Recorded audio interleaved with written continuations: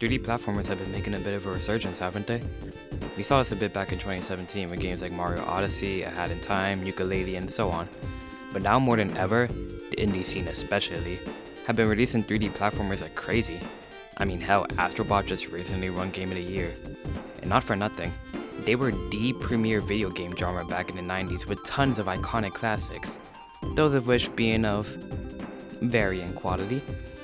However, with games nowadays priding themselves on their big, expansive worlds and their ultra-realistic models and lighting, it's hard to believe there was a time where these simpler experiences were considered mainstream.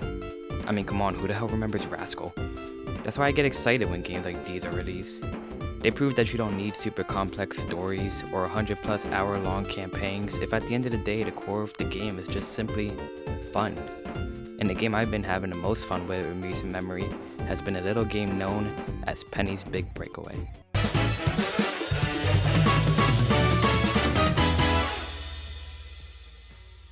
Developed by Evening Star, consisting of many of the devs who created Sonic Mania, Penny's Big Breakaway was a game I've been interested in since it was first revealed. Its vibrant, stylized world, unique character designs, and momentum-based gameplay all had me really intrigued. And after playing the game for myself, I can definitely say, yeah, the game's really good.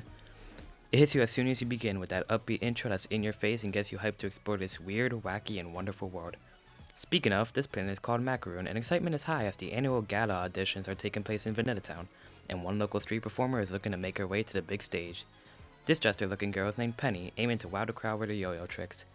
Along the way, she comes across an item known as the Cosmic String, which gains her yo-yo a mouth as well as a sentience.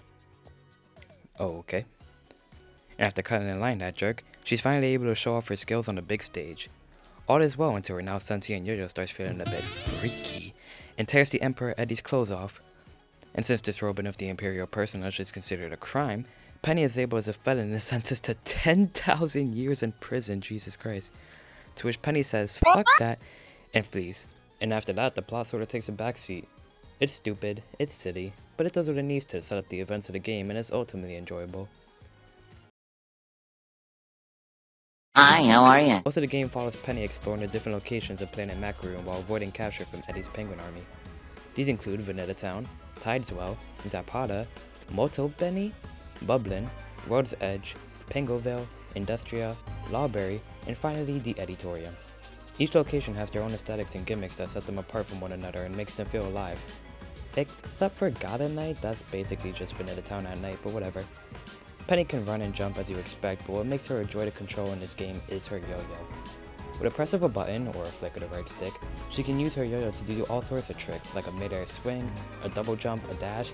She can even ride on top of it to preserve her speed and momentum down ramps and slopes, as well as use it to attack enemies, use power-ups, and interact with level objects like these comically oversized screws.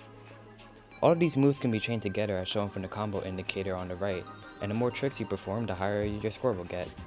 Penny's moveset incentivizes flow more than anything, linking different moves together to preserve momentum and using your knowledge of the controls to approach levels in different ways. Wow, it's almost like this game was made by Sonic devs or something. In each stage, there are 3 little goobers scattered around, all with different tasks for Penny to fulfill. They usually boil down to bring this object to this person, break this object, or collect many of these things in a time limit. Ultimately pretty simple stuff, and they are optional if you want to ignore them, but they can lead to some pretty funny dialogue. My favorite one being this one is Zapara, who goes, "Oh no, my friend is suffering a mild inconvenience." There's also these objects called showpieces scattered across the stages with 3 in each one. Think star coins from a Mario game, that's essentially what they are. Getting every denizen and showpiece in the level will reward you with a little bit of art in the gallery, which is nice, but is otherwise completely optional. There's also a bonus shop where you can spend these coin/ring-esque collectibles you find throughout stages. All the items consist of different temporary buffs you can give to Penny, like a helicopter that saves her from a fall, that type of stuff. Kinda reminds me of the skill shop from Sonic Generations. I don't generally bother with them, but they can be helpful to a newbie, I suppose. Each area has a varying amount of levels within them, generally ending with a boss encounter of some kind. I say generally since some worlds just don't, and I couldn't tell you if that was intentional or due to a lack of budget. I'm not really sure. These include Sheila, a sailor with a bird for a friend who is going to audition at the gala until Penny cut her, who eventually puts her anger aside once Penny unintentionally fixes her ship. Mr. Q, a magician of the Imperial Court who probably has the best boss, it's just a game of billiards. He also tells Penny about a woman known as the Taboo Artist. Eddie's long-lost show partner supposedly knows a thing or two about the cosmic string in Penny's possession. Puppet Penny, a clone created by the Taboo Artist, essentially acting like the Metal Sonic race from Sonic CD. Emperor Eddie, Judge Rufus, and one last encounter with Emperor Eddie, now with the combined power of the Taboo Artist. I could take or leave most of the boss fights, to be honest. I don't think any of them are bad, but most of them just follow the tried and true attack it 3 times and that's all she wrote formula. However, they all feel unique enough and don't go on for too long to the point where I say they're inoffensive. Still probably the weakest part of this game, but that's par for the course for most platformers really. If there's one part about the game that isn't weak though, it's that soundtrack.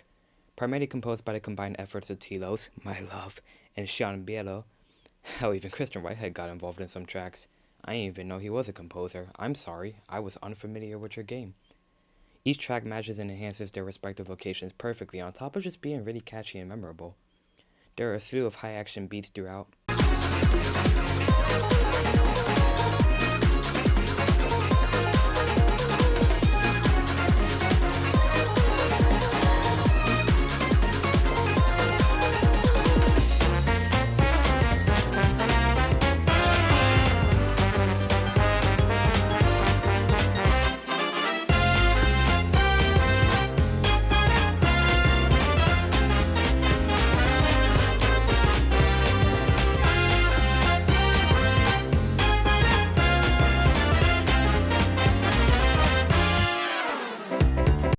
But the game knows when to dial it back and really enhance the atmosphere.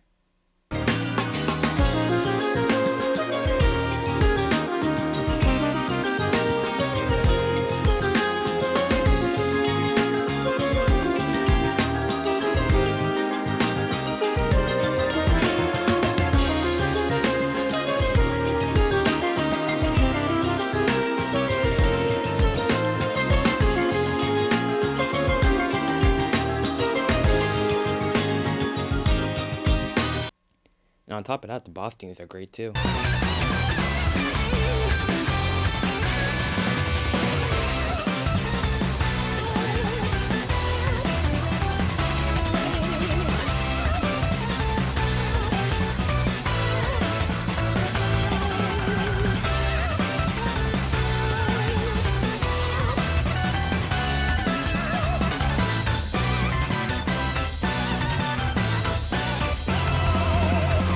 Okay, enough about the music, I'm getting sidetracked. Point is, it's really good and worth a listen. Visually, I love the way this game looks. Its art style is so colorful and abstract. You see it in the character designs, the UI, the level geometry. It all reminds me of the Japanese box arts for classic Sonic games with their eye-popping designs and random shapes spread throughout. Wow, I can't believe I've brought up Sonic 3 times already. Almost like this game was made by... The game runs silky smooth from my experience. I played it on Steam, but performance seems to be great across all platforms. Except for the Switch, but what else is new? But in general, Penny's Big Breakaway is a game I'd recommend anyone who's interested in to give a shot, especially if you're into 3D platformers. There's really not many flaws I can say negatively hamper the experience overall. Great aesthetics, intuitive yet rewarding to master gameplay and controls, unique level variety and even better level design, a superb soundtrack. It doesn't overstay its welcome, it's very replayable, and it's ultimately just a fun game. And I think that's the biggest takeaway with this. It's not pushing the boundaries in terms of graphics, story, or gameplay, but when the game is as tightly designed and offers as much pure enjoyment as this one does, none of that really matters, at least to me. This game is available on basically all modern platforms, and if this video didn't make it clear enough, I absolutely recommend it. It is worth noting that the game goes for $30, and I understand that might be a bit much for some people, especially in comparison to other indie titles.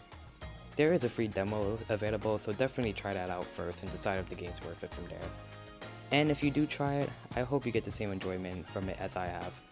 It's definitely my favorite game from 2024. Then again, I didn't play much of them, but that's besides the point. I'm looking forward to seeing what the developers at Evening Star make next. Until then, I hope you enjoyed watching, and take care.